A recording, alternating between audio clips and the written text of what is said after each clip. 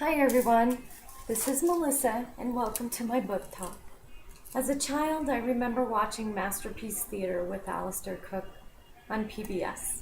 Alistair Cooke would introduce the novel, read the beginning, and the performed drama would take over. I have tried to duplicate parts of his set by having a roaring fire, a big comfy chair, and my warm cozy blanket.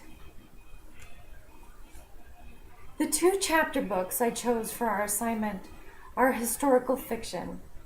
I believe the books we offer to children to read need to be authentic, sharing the truth from many perspectives.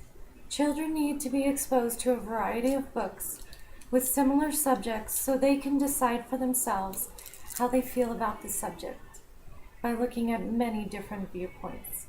The history we read affect our view of who we are and how we live now. My book talk book is The Watsons Go to Birmingham, 1963. There are other young adult books about the Civil Rights era, such as Warriors Don't Cry by Melba Pattillo Beals, and Let This Circle Be Unbroken by Mildred D. Taylor. The author of The Watsons Goes to Birmingham is Christopher Paul Curtis. Christopher Paul Curtis was born in 1953 in Flint, Michigan, and grew up there.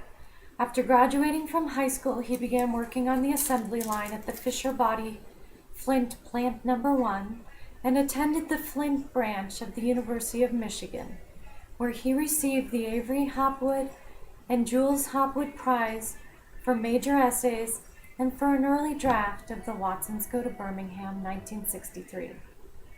Christopher Paul Curtis has also written Bud Not Buddy, The Mighty Miss Malone, Elijah of Buxton, Mr. Chickie's Funny Money, Mr. Chickie's Messy Mission, and Bucking the Sarge. The summer before my son Caleb was in 4th grade, the book Bud Not Buddy was on his reading list. We read it and enjoyed it so much, we decided to read more of Christopher Paul Curtis's books, leading us to The Watsons Go to Birmingham, 1963. The Watsons Go to Birmingham, 1963 was a runner-up for the Newbery Medal and was selected as a top book of the year by many publications and organizations. In 2013, it was named as one of the New York Public Library's 100 Great Children's Books of the Last 100 Years. It has also earned the Jane Addams Children's Book Award, Books for Older Children, and the Coretta Scott King Book Award for the ethnic and multicultural content. The characters in the Watsons family are Mama. She's a Southern native, miserable in the giant icebox she calls Michigan. Dad is a silly cut-up, constantly cracking jokes and making light of things. Kenneth, who's the main character, he's very smart, but trying to hide his intelligence. And Byron, the teenage brother, he's 13, and he is trouble from the beginning. And Joetta, Joey's the baby sister, happy-go-lucky, and just loves life. The Watsons Go to Birmingham, and the story is the story of the Watsons, an African-American family living in Flint, Michigan. The main character, Kenny, is a very bright 10-year-old boy who is reading at a much higher level than his classmates and is treated differently because of this. Kenny's older brother, Byron, who's 13, is beginning to get into trouble, and the family decides to bring him to Grandma Sands in Birmingham, Alabama, in the 1960s amid the angry marches and the push for equality. The story unfolds sharing many of Byron's antics. One where Byron kisses himself in the rearview mirror of his family's frozen car and his lips get stuck. Kenny refuses to listen to Byron's cries for help because Byron has tricked him many times in the past. So, as me and Bai scraped the ice off the brown bomber, I wasn't going to get fooled again. I kept on chopping the ice off the back window and ignored Bai's mumbling voice. The next time I took a little rest, Byron was still calling my name, but sounding like he had something in his mouth. He was saying, "Key! Key! Hail! Hail!" When he started banging on the door of the car, I went to take a peek at what was going on. Bai was leaning over the outside mirror looking at something in it real close. Big puffs of steam were coming out of the side of the mirror. I picked up a big, hard chunk of ice to get ready for Byron's trick. "Key! Key! Help! Help me! Help me! Go get Mama! Go get Mama! Hooey!" "I'm not playing, Byron. I'm not that stupid. You better start doing your side of the car, or I'll tear you up with this ice ball." He banged his hand against the car harder and harder, stomping his feet. "Oh, please, Key, please help! Go get Mama!" I raised the ice chunk over my head. "I'm not playing, Bai. You better get busy or I'm telling Dad." I moved closer, and when I got right next to him, I could see boogers running out of his nose and tears running down his cheeks. They weren't tears from cold either. These were big, juicy, crybaby tears. I dropped my ice chunk. "Bai, what's wrong?" Help me, Kinney. Go get help." I moved closer. I couldn't believe my eyes. Byron's mouth was frozen on the mirror. He was stuck as a fly on flypaper. When the Watsons drive to Birmingham from Michigan, they drive through some states that are very racist, which has Mr. Watson driving straight through so they don't have to stop at night in the dark.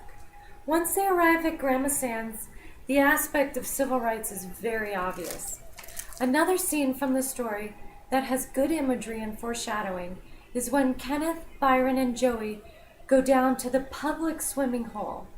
Grandma Sands has warned them not to go to Collier's Landing because there was a whirlpool and a boy was sucked in and drowned. The chapter is, I met Winnie's evil twin brother, the Whirlpool.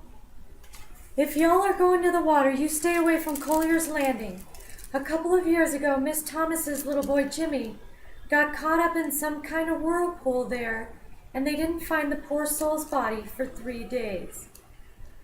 I'd only half listened to what Grandma Sands had said, and now me and Joey and Byron were standing at a sign with arrows that pointed in 2 directions.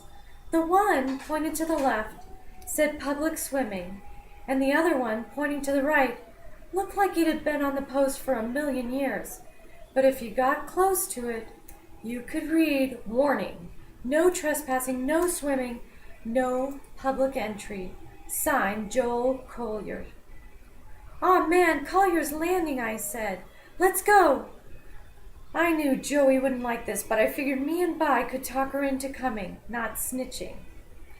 The rest of the story has Bai and Joey heading to the public swimming pool, or swimming hole, while Kenneth decides to go to the Collier's Landing.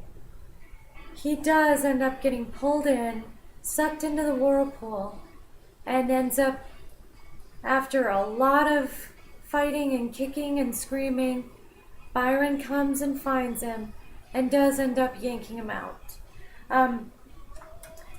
During this, the whirlpool turns into what I consider being the Grim Reaper. And the Grim Reaper does show up again in the very end of the book. Although Grandma Sands told the Watsons Birmingham is safe and peaceful, they soon find out that is not true. The story continues on, and there's a heart-stopping twist in the end that has the audience understanding the true injustice of the civil rights era. The Watsons Go to Birmingham is an awesome book. Me and my boys all have read it. We've all enjoyed it. It's very engaging, some very suspenseful parts, parts where there's tears of joy and tears of sadness, lots of good imagery, and it's just a really wonderful book, and I suggest everybody read it. It's a great story. The end.